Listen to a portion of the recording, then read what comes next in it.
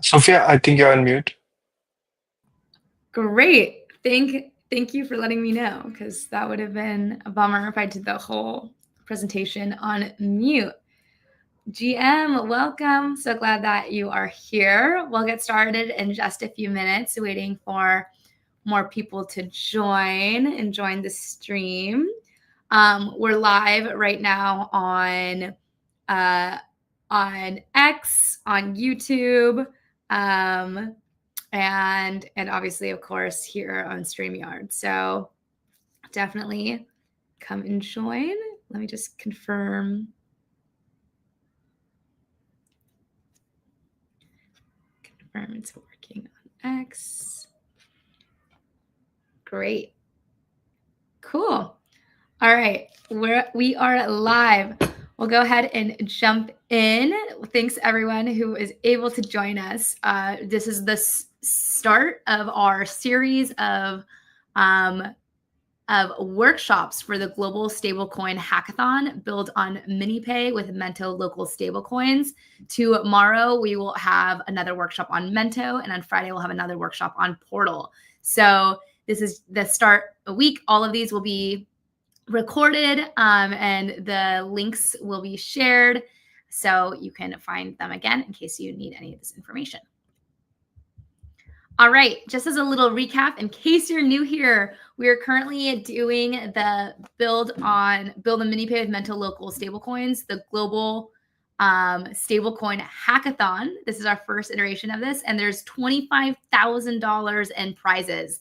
Dollars, not tokens, not others. This is real cash. So this is an amazing opportunity to get a big prize and get your app part of the Verta Ventures MiniPay Fund Accelerator, and get distribution on MiniPay. So really, it's your opportunity to benefit from Mento's local stablecoins and benefit from MiniPay's global distribution. In case you haven't registered yet, you can register here and scan that QR code. But if you lose any of these links, you can find anything on Cello Devs on Twitter or on X. Just go to Cello Devs. It's the pinned post, and you can find the registration link on Lemonade. Make sure to register and submit anytime before May 2nd. All right, so today's workshop is specifically about build on MiniPay. We have 3 tracks that are happening with MiniPay. So it's the local currency stablecoins for personal finance, local currency stablecoins in everyday life, open track, and we'll go through a little bit of what some projects are, what you can expect, and we'll have Viral, who will actually be doing a walkthrough of our beta test of our beta tool, Cello Composer MiniPay template, so that you can quickly spin up a MiniPay app in its MiniPay compatible form, and we'll go through all that in detail.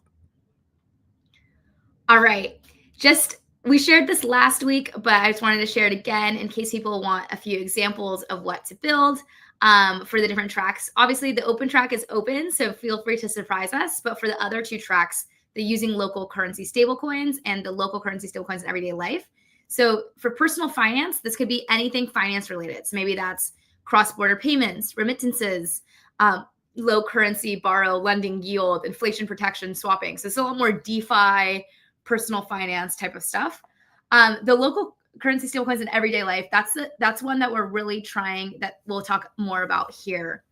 So everyday use cases that you'll do in everyday life. So for example, this is where we really want you to tap into your local communities, understand what are the specific product niches, areas that you really understand really well. Maybe you understand local farmers markets in your community, or maybe you understand the payments of tuk-tuk drivers, or maybe you understand local Colombian artists. Whatever is that community that you really know and are familiar with and understand well, leverage that for coming up with an idea of what to build, because that's the whole reason we're doing a hackathon, is because we don't know what the best ideas are going to be. You do. And so really leverage that. So just what is an everyday use case that maybe you might use, and how can they leverage local currency stablecoins? So some examples we had is like streamlining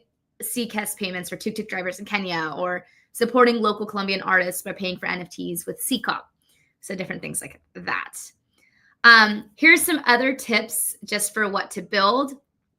MiniPay apps are for real life, such as like remittance payments, education. They're both for businesses and individuals. One thing to note is that the MiniPay audience, so people who are using the MiniPay, like MiniPay, and we'll go through a little bit more about what is MiniPay in case you're, but the MiniPay audience, they are not necessarily crypto native. So things that are like very crypto native specific probably wouldn't resonate that well with this MiniPay audience. So it really is everyday life for like non-crypto natives, for just for regular folks. What are the types of use cases that would be really useful for them? Here is a few. These are just like written really quickly, but these are a few that came from the MiniPay team. So if anyone's familiar, I think with Chama, there's another app called Haraka. These are like ways that they do local savings and like local lending circles in certain regions. And so if you're familiar with these ways of doing like local savings, local regions, or maybe you have something in your community that is how people save and spend. So for example, in my community, I'm Mexican. I know it's really typical. A lot of moms typically do these lending circles with each other, and they'll each like give $100 each month. And then one of the months they get $1,200 or something. Like everyone, like that's the month that they get all that money. So that's like a small like saving circle that's really culturally specific to my culture. So if you have one that's really specific to your culture, that's what we want to know. Those are the things that you can really showcase during this hackathon. So yeah, come in with your local stablecoins, use them as you would in previous financial apps or any financial use cases, however you typically do them. Bring your stories and represent your cultures and communities here for this hackathon. All right, this is a little bit out of order, I realize now, but why build on MiniPay? What is MiniPay? And a little bit of background all around it. So MiniPay, in case you aren't familiar, it's one of the fastest growing stablecoin wallets in the global South, with over 7 million activations and counting. So if you've never used it before, it kind of looks something like this. So as you can see, on the front page, it's all dollars. It's USDT, USDC, CUSD. These are all dollar stable coins. So you can send, save, and spend with USDT, all of these USDC and CUSD. It's designed for real world use. So think about like real world use cases that you would be doing it. That's what it's designed for. And that's really the audience that it's designed for. And right now it's built into Opera Mini. So Opera, I'll go into in a little bit, but it's a super popular mobile browser. Opera Mini is one of the most popular mobile browsers in Africa. And it's actually integrated natively into Opera Mini. So if you open up that browser, you automatically have MiniPay there and you can use it and send. But it is also a standalone app on Android, with iOS coming out super soon, which is very exciting. A few of the reasons why you should build on MiniPay. MiniPay is really where global builders meet global markets. One of my favorite parts is that there's a built-in mini app discovery page. So as you can see, like this first page, you have like the actual wallet, but then there's this discover page where you have all the mini apps that are here. So you can do like bill payments, learn and earn, shop and pay. Definitely play around with MiniPay, download the app, test it out, test out the mini apps, and that will really give you a feel for what are the types of mini apps that are really successful here and how they're successful. It's also fast, low-cost transactions because it's on Cello, and we have subset fee transactions that are pretty much instant. You can use phone numbers as wallet addresses, so you can like text money to phone numbers instead of a wallet address. Makes it really good for everyday users. It works really well on low data services because it's very lightweight app, and it has integrated ramps in 35 plus countries, which is super, super exciting there. And one of the great parts is you can leverage Opera's global reach. So MiniPay, it's a standalone Android app with iOS coming soon, and it's directly integrated into Opera Mini, which is one of Africa's most used mobile browsers. So you can leverage MiniPay's growing distribution with 7 million active wallets from day one. I don't know about you, but as a blockchain builder myself, when you're creating apps, getting distribution on-chain apps is not easy. It's really hard. It's really hard to find like you can post on Twitter, but actually getting your first users can be really tricky. But with MiniPay, there's 7 million activations, 7 million wallets who are active here, and they can all use your app. And one of the great parts is because it uses your phone number too as a wallet address, you can make very location specific style apps. So say you have an app that's specific for Colombian artists or something like that. It's not necessary that you can see that app in South Africa. So what you can do with the MiniPay is you can have a local version of your app store and you can see local specific apps. So this is such a great way if you have a local or a regional use case, you can really get your global regional audience as well. And then we'll go more into this where I'll actually jump into a full explanation for tips for building on MiniPay. So that will be the second half of this stream. But some of the high level tips I wanted to just share, this is a good slide to remember, is you're building a PWA mobile responsive app. So as you can see, this is on a mobile phone. So the stablecoin wallet you'll have on Android, iOS, or in the Opera Mini browser, which is like a phone browser. But something to note is essentially when you're clicking on the apps from the App Store, you're clicking, it opens up like a web link to your app. So it should have your final project submission should be a website link that looks good on mobile. It should not be a React Native or a Flutter app. So even though it's a mobile responsive app, not a mobile native app, if that makes sense. If you have any questions, please ask us. You can use the MiniPay site tester to test your app inside of MiniPay, and we'll go over what that looks like too. You can use the MiniPay Cello Composer starter kit. So this is a beta starter kit that the DevRel team created that you can leverage and use. It's obviously in beta, but you're more than welcome to use it. It's a starter kit. It's a template. It has everything within the right format, but you don't have to use it if you already have an existing app. And if you need more help, check out docs.cello.org. All right, sharing, before we jump in, just sharing these resources. If you want to download the test flight, the MiniPay test flight, here's the iOS QR code link. If not, MiniPay is already live on Android, so you can download it straight from the Android App Store, Google App Store. You can also open up the Opera Mini browser, so you can download Opera Mini if you want. And then there's also the MiniPay iOS test flight. So those are your different options at actually using it. All right, with that, we're going to jump in really fast. I'll just add an extra minute. If anyone has questions, feel free to post in the YouTube. You can add your questions there if you're watching live on YouTube. And if not, we'll go into the actual workshop demo coding part.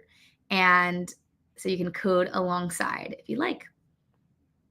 All right, I will remove myself. Raul, feel free to take it away.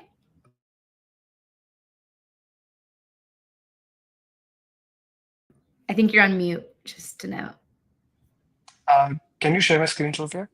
Yep. Yep, there we go. Okay. So, hello everyone. Let me give you a quick workshop or just steps on how you can create easily, like in 5 minutes, you can create a MiniPay app. So, we'll be using two tools. The first one is Cello Composer, which will create a basic project which works with wallets and which works with basically MiniPay wallets. What you should do if you're not aware about Cello Composer is just go to docs.cello.org and you can just click on Start Building. This will open our Build on Cello section, and you can just click on Cello Composer.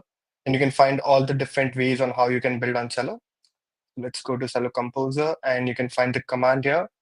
You can read the whole page on what kind of questions or what are other things you can use Cello Composer with.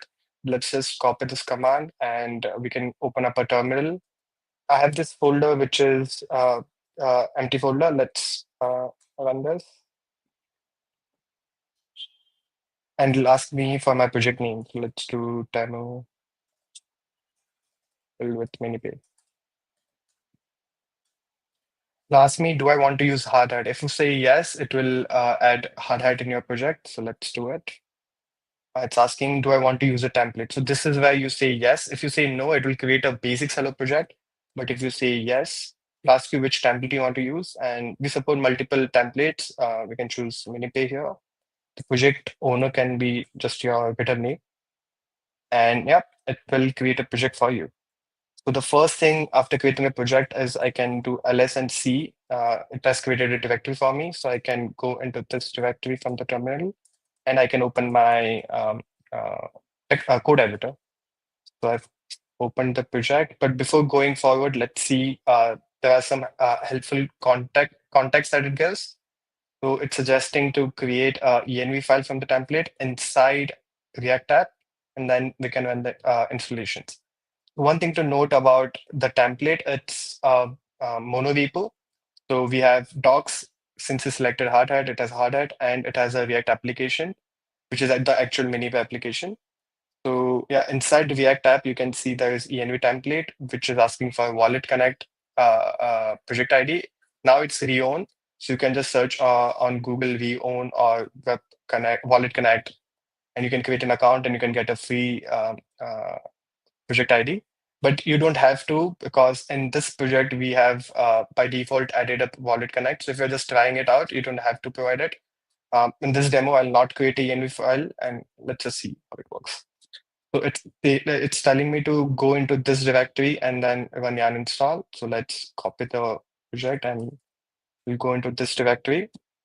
Now I can just use yarn install. This will take a couple of minutes. So in that time, let's go over the project directory structure.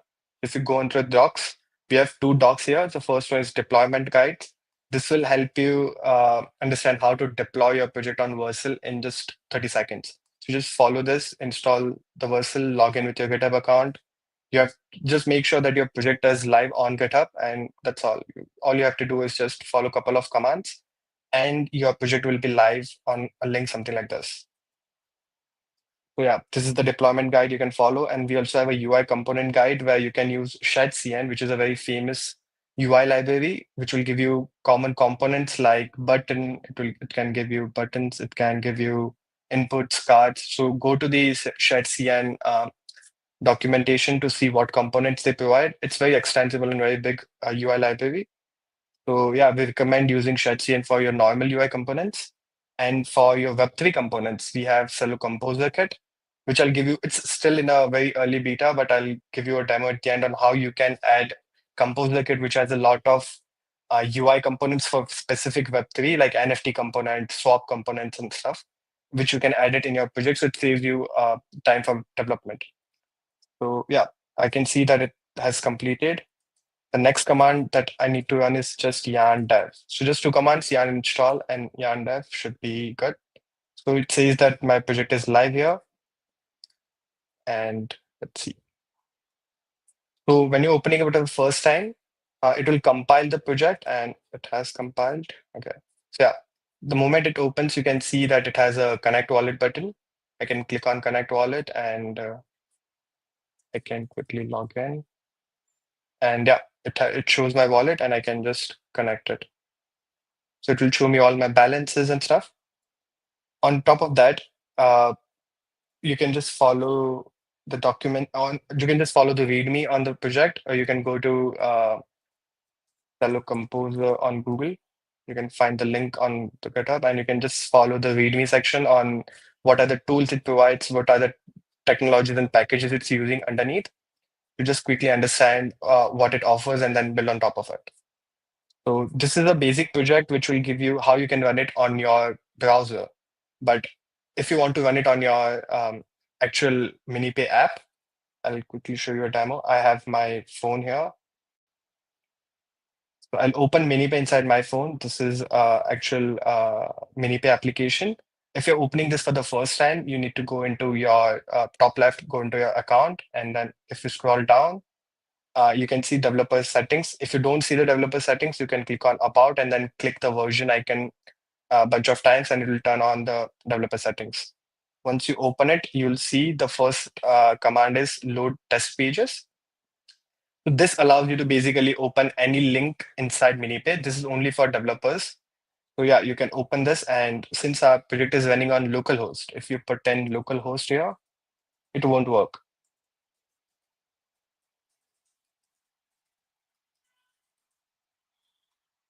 Yeah, it'll just show a blank screen because our project is running on my laptop and you're trying to access it on your phone. So the easiest and the quickest way to try out your applications while you're developing it would be using something called ngrock. You can go to ngrock.com and you can find this is a tool that basically opens up your development project to the internet. So you should not use this for deploying your project, but while you're developing, this is a really good tool that allows you to test your applications on different browsers or different devices. So in order to use this, all you have to do is just create an account. And the moment you create an account, it will guide you through how to install it and how to set it up with an API key. So it's just a 2-minute steps. You have to follow a couple of steps and you'll have ngrock in your system. So I have it installed. So I'll just open a new terminal and I can just do ngrock HTTP and 3000. So HTTP is the protocol that you want to tunnel, and 3000 is the port number that my project is running on. The moment you press enter, it will basically generate a temporary link for you. And this anyone who comes to this link will be redirected to your code, which is running at 3000. So let's just copy this link. Now I can go to MiniPay. I can close this. And now I can put my ngrock link here. And the moment I press load, you can see the logs coming here. You can see all the logs that it's trying to access, and the site is live. One big difference you can notice the moment you open the app is if you compare both sites, the first one that is open inside MiniPay and the other one which is inside the phone, you can clearly see there's no connect wallet button, or there is no uh, uh, changing your blockchain option here, because MiniPay directly injects window.ethereum object. So you directly by default get access to the wallet. You don't have to request for the access. And that is a key component while developing an app for MiniPay, that you make sure you don't show the connect buttons. Like if you see the bar here, there is no connect button because we are building it for the majority of the audience which does not know Web3 or what a blockchain wallet is. So when you create a application, make sure that you just hide it if you notice that the application is inside MiniPay. And how would you know that the application is inside MiniPay? There is a really good flag. If you open the project and you can find for is MiniPay. If you see in my header component, I have a check that basically hides the buttons. And that check is window.ethereum.minipay. If you get this variable true, that means that your website is running inside MiniPay WebView. And if you get this false, then it's likely be a laptop browser or a normal browser. The moment I find this is true, I'm just hiding the buttons, and then I'm manually calling the MetaMask connect button. So I don't have to ask for the user's permission because MiniPay just provide you the object. So just calling this button from WAGMI will connect your account and you'll have all the access. So yeah, this is how you can hide the buttons and you'll have the project ready. So this is the very basic project that you get when you use Cello Composer. Uh, it will show you your address, and in the code you can debug on how to fetch the address. If you go to, let's see, the page.txt, this is the landing page that you see. And if you scroll, you can see this is how you are getting the address. The address can be found using get user address. So there are some boilerplate code that you can just use to understand how it works. And there's also one function that I've added called just sending some token to your own address. So you can look into the code and see how to send a token to some address. Then we have a button that will sign a transaction, like it would be a dummy transaction, but the functionality is added here just to make you understand like how to do transfers. If you know how to do it in Solidity or using VM or Ethers.js, it's exactly same. There's no change, but this is more for the audience who are new to Web3. And there's a button to mint NFT. And you remember when we have added hard hat. So if you see the hard hat package in contracts, we have a MiniPay NFT smart contract, which is a dummy smart contract that you can deploy easily using just read the README section on understanding how to compile, how to deploy a smart contract.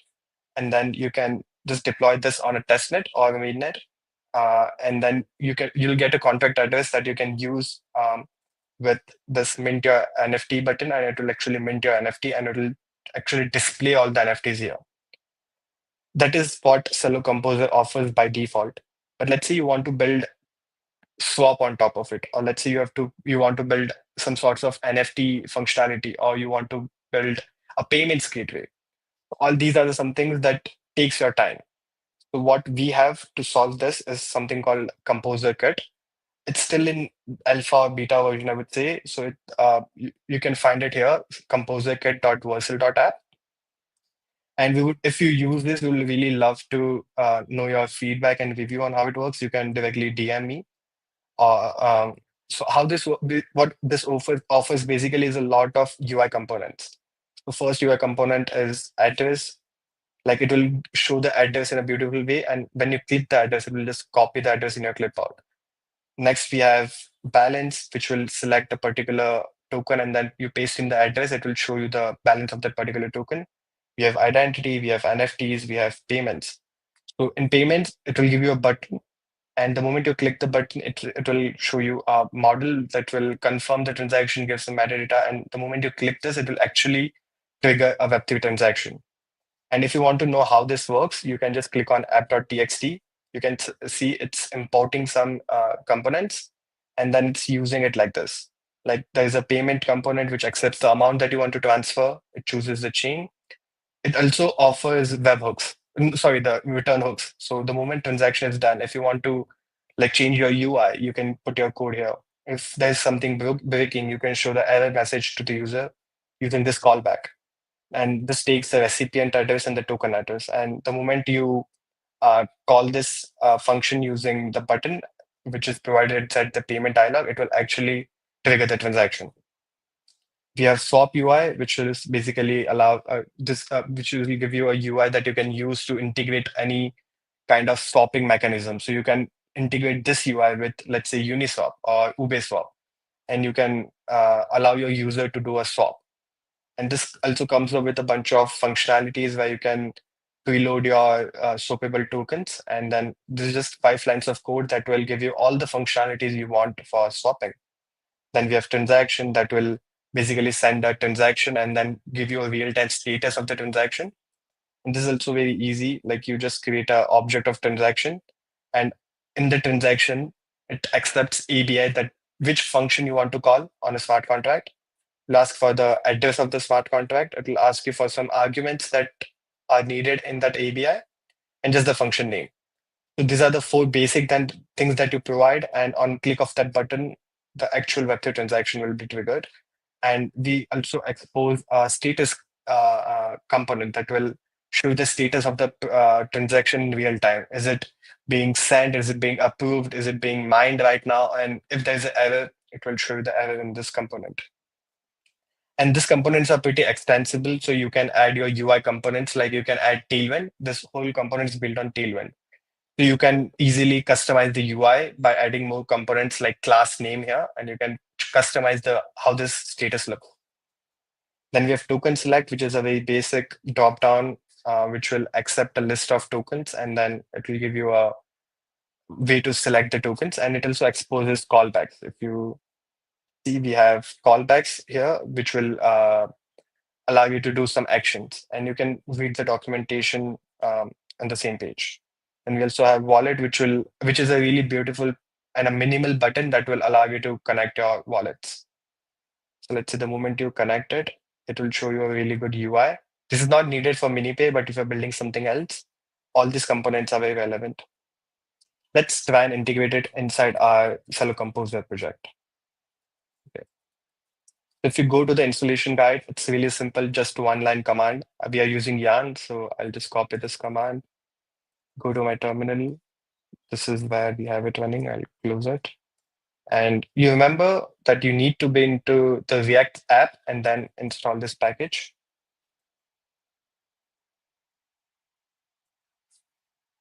And it's done. So, yep, that's all we needed to install this. Now let's set it up. You go into the Composer Kit provider. It provides a provider that you have to wrap your whole project with. If you are using with this with Cello Composer, then it can be a little bit tricky that you have to remove some code, but let's check it out. So since this is a provider, Cello Composer is a provider directory where we have our own app provider, which is using Rainbow Kit. But the beauty of Composer Kit is it comes inbuilt with everything that you see here. If you see, we are using WAGMI provider, Query Client provider, and Rainbow Kit. But if you're using Composer Kit, you can remove everything here. So let's just delete all the third-party providers, and we can just use Composer Kit provider. And that's all. We can import the package.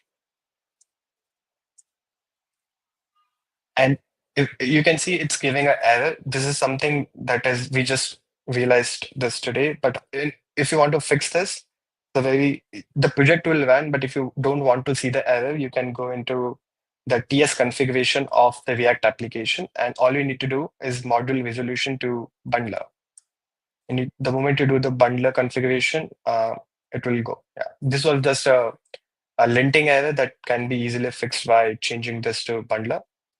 The moment you change it to the bundler, all the errors are gone, and you can delete all this extra boilerplate code from uh, third-party packages to connect your wallet to interact with the blockchain.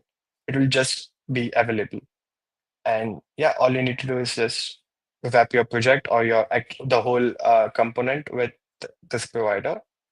You can read the documentation, like you can provide an IPC endpoint, children, you can choose what theme you want to use. By default, we'll choose the theme that your system has. Like if in my laptop I have dark theme, it will by default run on a dark theme. You can choose any different chain configuration. If you want to build on testnet, let's say, you can provide a testnet IPC URL while building this. So you can easily see it does provide all these configurations. Once that is done, you can go into theming. So if you want to extend your theme, like Cello Composer comes with its own theming, but if you're creating a new project, let's say from scratch, you can use this ready-made theming. This is a tailored config. You can just copy paste and use it in your project. And we have some global CSS that comes up with some basic black and white color that you can use and just change it. So you don't have to write a lot of code while doing it. But since Cello Composer comes with a lot of this, we can skip this piece. One small thing that you need to do is you need to include Cello Composer in your Tailwind. Since Cello Composer is also built on top of Tailwind, all you need to do is just go into Tailwind and go into the content section and copy paste this line.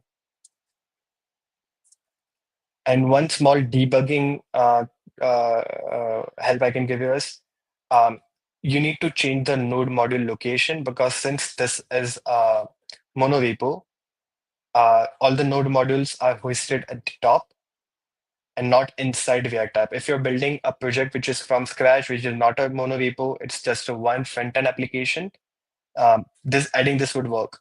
But since this is a monorepo, we need to go 2 folders back like this. And now it will use the top level node modules, and it will resolve the designs that comes in built-in Composer Kit. If you don't use this, it will work, but you won't get the cool UI that we are offering. So yeah, you add node modules, and I think you're good to go now. You can easily add new components. Let's add balance. So in order to see the code references, you can just scroll down and see what are the features available, or you can click on app.txt. This gives you a basic example. So let's first check if our code is working. After doing everything, you can do yarn tab. Yep, it will give you that it's live. Let's open it again. compiling.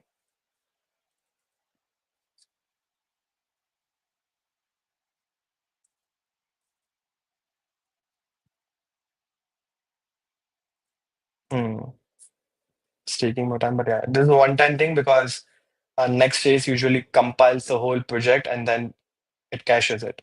So yeah, now if I refresh, it will be instant. It does not take that much time. So this is a one-time thing while you are building, and this only happens in development. When you deploy a project, it won't take a lot of time. But yeah, as you can see, everything is good, no errors. Now let's add the component, balance component. For the balance component, first we need to import some things. Let's go into the application and our home page. That's the index page. We can import few packages. After importing, this is just a list of dummy tokens that we have added. So yeah, on the top you can add your tokens, and then this is the actual code for the component. We can copy the whole thing, and let's see. This is where we are showing the address. It would be a good idea to just show it just below it. There's a error. Okay, let me fix the indentation. Okay, so it's swappable tokens. Okay, this variable is tokens, not swappable tokens. So let's change this, and okay, this is good. Um, Now we don't have to refresh, it's already live. And yep, we have our UI component here. It can show you the address of any of this token. So let me copy my address. It's actually right here. You can just copy it and show me how much tokens I have. On test network, you can choose whichever one you want, the network. And yeah, the moment you change the value in the drop down, it will update the price in real time. So, yep, that's how easy it is to add any of these components while you're building your application. I think that's all. Okay, let's also see how this component looks inside MiniPay. There shouldn't be any issue. The same code should be working on your laptop and your MiniPay application. And I need to, I think, refresh. Let's see if ngrok is working. Yep, it's working. Okay, now we have the UI component. So this is the UI component that I get from Composer Kit. So again, there might be some bugs or issues with Cello Composer Kit. So yeah, feel free to raise any issues. What you can do is you can just go to GitHub Cello Composer, like the Composer Kit. You can go to this link, which is github.com/cello.org. That is where you can find all the open source projects by Cello, and you can just search for Composer Kit.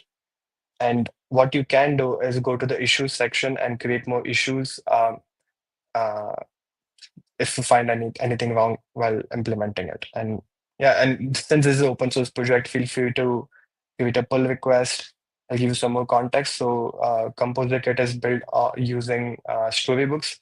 So you can run the storybooks to see how the component works, and then you feel free to raise PRs to fix few features, or if you want to add new UI component kits, you can create PRs and we'll review it and we'll get it merged.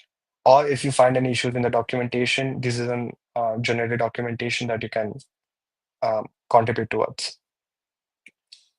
I think, yeah, that is all. Um, any questions or anything, feel free to ask in the chat.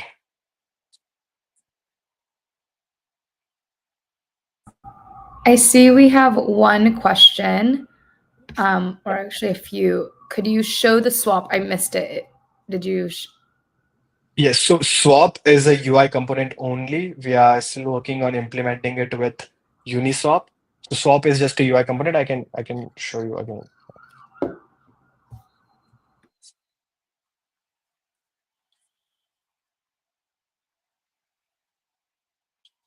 Sophia, can you share my screen?